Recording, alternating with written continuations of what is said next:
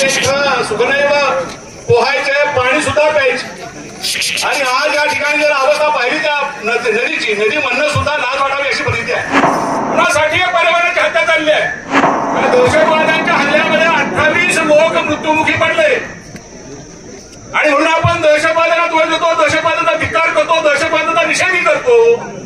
पण या नद्या किंवा या वातावरण गळून करून प्रदूषित करून सर्वसामान्य लोकांचं, लाखो लोकांच्या जीवितावर हल्ला करणारे हे प्रशासन, इथले सरकार, इथले सगळे अधिकारी हे खऱ्या अर्थानं दहशतवादी आहेत। यांनी अशा पद्धतीनं आपली हत्या करण्याचं ठरवलं आहे, याचा निषेध कोण करणार? उपस्थित भावांनो बहिणींनो, आज या ठिकाणी आपण मुळा, मुठा, इंद्रायणी आणि पावना नदीच्या सुरक्षेच्या संदर्भामध्ये आंदोलन करतो। खरं तर या नदी प्रदूषणामुळे किंवा आता जे नदीचं वातावरण आता पाहिलं आपण की या शहरामध्ये 50-55 वर्षापासून राहतोय आणि या नद्यांचं स्वरूप मी पूर्वी पाहिलं आहे।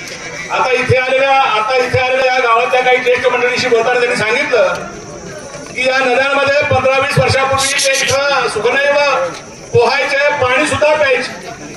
आणि आज या ठिकाणी जर अवस्था पाहिली त्या नदीची, नदी म्हणणं सुद्धा लाज वाटावी अशी परिस्थिती आहे।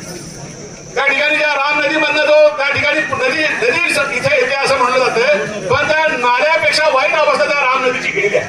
आणि हे कोण करताय तर हे या ठिकाणी ते केलं जातं।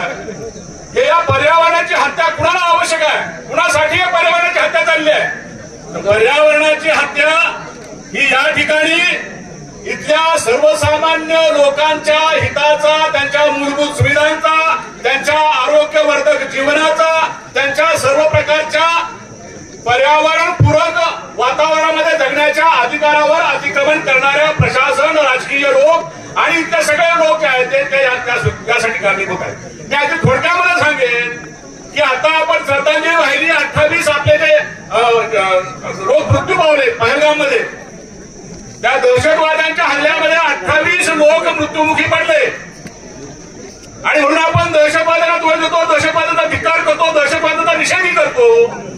पण या नद्या किंवा या वातावरण गळून करून प्रदूषित करून सर्वसामान्य लोकांचं, लाखो लोकांच्या जीवितावर हल्ला करणारे हे प्रशासन, इथले सरकार, इथले सगळे अधिकारी हे खऱ्या अर्थानं दहशतवादी आहेत। यांनी अशा पद्धतीनं आपली हत्या करण्याचं ठरवलं आहे, याचा निषेध कोण करणार? याचा निषेध करणं आणि त्याचबरोबर येणाऱ्या पिढ्यांसाठी म्हणून, येणाऱ्या पिढ्या सुरक्षित जगाव्यात यासाठी म्हणून, या नदीमधली जैवविविधता शिल्लक राहावी यासाठी म्हणून, इथल्या पशु पक्ष्यांचं, इथल्या झाडांचं संवर्धन व्हावं, रक्षण व्हावं, त्यांना या ठिकाणी मुक्तपणे संचार करता यावा यासाठी म्हणून आपण ज्या कार्यकर्ते म्हणून काम करणारे आहोत त्यांना खूप जाणीवेनं आणि त्या ठिकाणी गांभीर्यानं हा लढा सामुदायिकपणे लढावा लागेल। या ठिकाणी कुठल्याही प्रकारचा कुठल्याही राजकारणावर हल्ला करण्याचा माझा विचार नाही।